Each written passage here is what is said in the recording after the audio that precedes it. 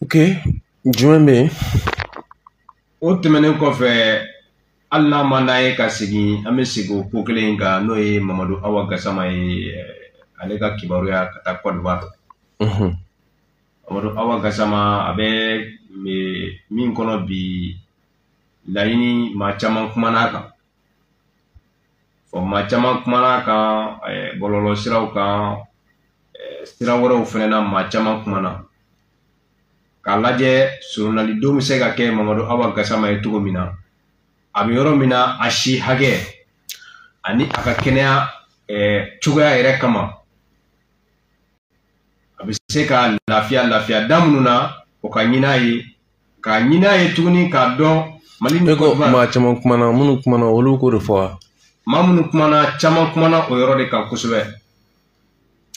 Ko ka nɔgɔya don a ka ko la. Nɔgɔya ka ɲini a ka ko la. Jamana ka se ka wuli nɔgɔya bɛ kɛ Mamadu Awa Gasama ka ko la cogo min na. Ka d'a kan an ka jamana maaba dɔ don a bɛ yɔrɔ min na si janfara a ka kɛnɛya bɛ yɔrɔ min fɛnɛ na o ti sababa fɛnɛ tɛ a ka kɛnɛya la. Ko ka laɲini kɛ laɲini min bɛ se ka fiɲɛ bɔda sɔrɔ a ye yanni waati cɛ k'a bila. Olu bɛ ko o laɲini kɛ jɔn fɛ? Jɔn e ko minnu kumana i bɛ se k'a fɔ an ɲɛna u tɔgɔ mɔgɔ jumɛnw don, famalamɔgɔw don wa, bɔlɔlɔ sira matarafabagaw kunnafoni jɔn fasugu don? Famalamɔgɔw b'a la. I n'a fɔ famalamɔgɔ jumɛn? Famalamɔgɔ ye an ka n'i y'a sɔrɔ bɛɛ lajɛlen b'a dɔn Kassim Tapo ale kumana ale ye dɔ fɔ a kan a yɛrɛ ka surunalidonbaga. O kɔni y'a ka surunalidonbaga de ye komi i ko mɔgɔw kumana. Alimami dɔw fɛnɛ bɛ yen olu fɛnɛ ye dɔ fɔ. I n'a fɔ Côte d'Ivoire alimamiba dɔ yɛrɛ bɛ yen o kumana. O kumanen kɔfɛ u ka société civile maa dɔ fɛnɛ kumana minnu bɛ yen nɔ ni kumaɲɔgɔnya bɛ olu n'an ka jamanaden an fɛnɛ fɛ an ka société civile maaw ni ɲɔgɔn cɛ. O dɔ kumana a ko kan. A bɛɛ ye nin kuma kelen ye u bɛ se ka jɛn a ma cogo min na a bɛ ko min kɔnɔna na bi fiɲɛbɔda bɛ se ka d'a ma di cogo min na jamana yɛrɛ fila ni ɲɔgɔn cɛ wulikajɔ kɛcogo kama nin waati la. Wele dakun yɛrɛ y'o ye. Kuyate gafe kɔnɔ ko mun bɛ yen? Alpha i y'a fɔ ko an ka jamana kɔnɔ ko kabi AES sigira ko an ka jamana ɲɛmɔgɔw k'u y'a laɲini ko fɛn kana fɔ wali jamana mɔgɔ ma. I b'a dɔn an tun ye n bila i da kɔrɔ k'a fɔ n ko fɔra wagati jumɛn o fɔra cogo di? Parce que i ka kuma y'a ne kɔlɔlɔ fili kosɛbɛ. Munna? Parce que ne b'a ye hali sini hali bi maa dɔ bɛ dɔ fɔ jamana wɛrɛ mɔgɔ ma. Amaw bɛ yen. E dun ko ko fama ko k'a dabila. Famaw ko ten ko k'a dabila. Maa minnu bɛ k'a fɔ an tɛna se k'a fɔ k'olu fɛnɛ ti fama ninnu ka maaw ye de. Non, i ko ko famaw ko k'a dabila de. Famaw ko k'a dabila. Donc ko dɔ de k'a dabila. U ko k'a dabila yɛrɛ maa t'a tɔgɔ ma ko de ko fɛn min bɛ ka kɛ ko k'a lajɛ. Mais minnu bɛ k'a fɔ bi a b'anw yɛrɛ kamana gan réseau kan an b'a ye cogo bɛɛ lajɛlen na. Parce que ne ko fama ko k'a dabila ne b'a la fama b'a fɔ kuma caman par exemple k'a fɔ ko CEDEAO ye organisation terroriste de ye. Fama wɛrɛ t'o fɔ. Ministre Abdoulaye Diop ka kuma minnu bɛ ka fɔ sisan e tɛ k'olu mɛn. Ministre wagati min na le premier ministre le général de division premier ministre Abdoulaye Maïga ale ka discours ninnu min bɛ ka fɔ wali jamanaw dɔw ma e tulo t'o la ou bien a fɔra ko jɔn de ka dabila. O dɔ kɛra. Jɔn de ka. Donc an tɛ taa yɔrɔ jan a bɛ n'a fɔ an bɛ tila k'o ko tɔ ɲɛɲini dɔɔni parce que an kɔni ma a ko in faamu ten kosɛbɛ. O la an bɛ taa ni kibaruyaw ye n'an taara ni kibaruyaw ye a bɛ ye ko an ye laseliw kɛ yan laseli minnu bɛ tali kɛ k'a fɔ sisan an ka jamana sanu cogo jugu ɲini min bɛ sen na ka sanu ɲini cogo jugu la ka sɔrɔ ɲini cogo jugu la o min ɲɔɲalen don n'a bɛ ye k'a fɔ sisan mɔgɔw ni minan jugu minan minnu ni a bɛ tali kɛ mansinw na ko olu kɛlen don ka jigin ji kɔnɔ sisan u bɛ ka baara min kɛ ji kɔnɔ a yɛrɛ kɛlen don ka ji yɛrɛ ɲɛda bɛɛ nɔgɔya sa ka ji nɔrɔ ban pewu ka na an ka baji kɛ an bolo an tɛ ɲɛdɔn baji min na o la fɛn bɛ tali kɛ la société malienne de gestion de l'eau potable an t'o de wele k'a fɔ ko SOMAGEP ya ko SOMAGEP ye gangan gosi k'a fɔ ko stop à la pollution de l'eau du fleuve donc n'o ye ko o waleya min ka ɲɛsin sisan an ka jamana kɔnɔ bajiw ma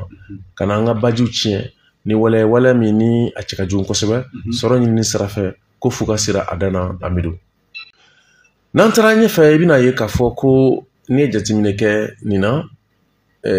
min bɛ an ka jamana in sɛgɛn kosɛbɛ o de ye nin ye quoi i b'a sɔrɔ tiɲɛnikɛlaw bɛ nin ka tiɲɛni kɛ ni tiɲɛnikɛlaw ye tiɲɛni kɛ nin n'a ɲɔgɔnna si ko la sisan ji kalifalen don maa minnu na olu b'a fɔ ko nin t'olu ka ko ye ko nin ye sanubɔla wala sanubɔ ko kalifalen don mɔgɔ min na olu ka ko don n'est-ce pas a bɛ tiɲɛni kɛ tiɲɛni jumɛn a bɛ ka ji de tiɲɛ n'a ye ji tiɲɛ a tɛ bana bila an na min ka baara ye kɛnɛya ko ye o fana bɛ kan to ko nin t'ale ka ko ye ko nin ji mɔgɔw ka ko de ye o t'o ya sisan maa minnu fana sigilen don ka kɔlɔsili kɛ ji kunna olu b'u kan to ko nin t'olu ka ko ye dɛ ko nin ye i y'a sɔrɔ ko tigi tɛ dɔn quoi ko nin ye ko sigida ko kalifalen don mɔgɔ min na n'o ye environnement ye o ni assainissement ko kalifalen don mɔgɔ min na ko nin y'o ka ko ye donc o de kama ko bɛ to Mali kɔnɔ yan min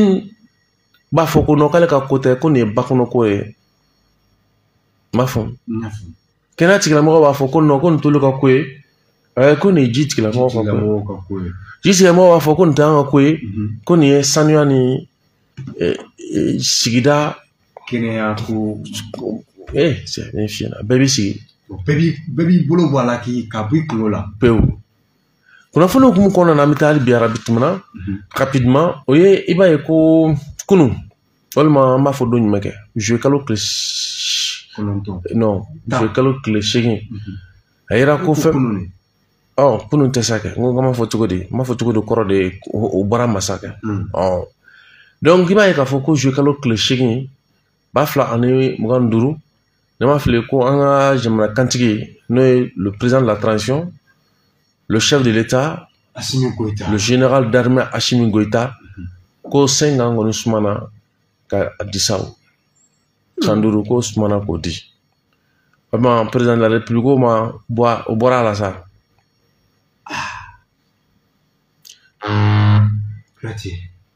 cogo di ne bɛ ka ɲininka de kɛ ni e bɛ kuma de an bɛ taa o y'a kelen président de la république de ye cogo di président de la transition de kuma fɔra e ko président de la république cogo di san 5 de dira non ne ko n ko président de la transition o kuma de fɔra yan o de fɔra san 5 de bɛ président de la république kɛ kuma n ka san 5 dɔ kɛ ka tɛmɛ san 5 dɔ kɛra ka tɛmɛ san 5 wɛrɛ min dilen filɛ nin ye ni ye kabale ye dɔwɛrɛ tɛ o ye non ni k'i ma de sɛbɛn ye mun de fɔ président de la transition de bɛ yan chef de l'État de bɛ yan le général bɛ yan président de la république tɛ yen n ko kuma président de la république ko t'a la san 5 laban min dilen filɛ nin ye sisan san 5 tɛ mɔgɔ kɛ président de la république ye o sɛbɛn de b'i k'a ye sɛbɛn de b'i k'a ye ka kɛ ni kalata ye an m'o kalata ye o ayisa ne ko ne tɛ ka bamanankan faamu n ko san 5 de b'i kɛ président de la république ye wa cogo di kalata o de b'i kɛ président de la république ye n'o ye papier o bɛ kɛ n k'i ma sɛbɛn in kɔnɔ i y'a kalan wa sɛbɛn in kɔnɔ ma kalan président de la république sɛbɛnnen dɔ ye wa président de la république a t'a la n ka y'o dɔrɔn de n ko kuma n ko o bɔra a la wa n'a t'a kɔnɔ a bɔlen de don a la mais o fɔli bɛ ka taa i fɛ munumunu ka jigin ka taa i tɛ yiri sumani kɔrɔ n'a t'a kɔnɔ kɔni o kɔrɔ b'a yira k'o de tɛ mais e de tun bɛ fɛ ka don a kɔnɔ sisan ko parce que ko san 5 dira san 5 dira an ma élection non ne ka kuma to yen kan ne ka kuma ye min ye n ko président de la république ko bɔra a ma wa n'a tɛ gafe kɔnɔ a bɔlen don a ma a ma ban wa i tun t'o jaabi di an ka tɛmɛ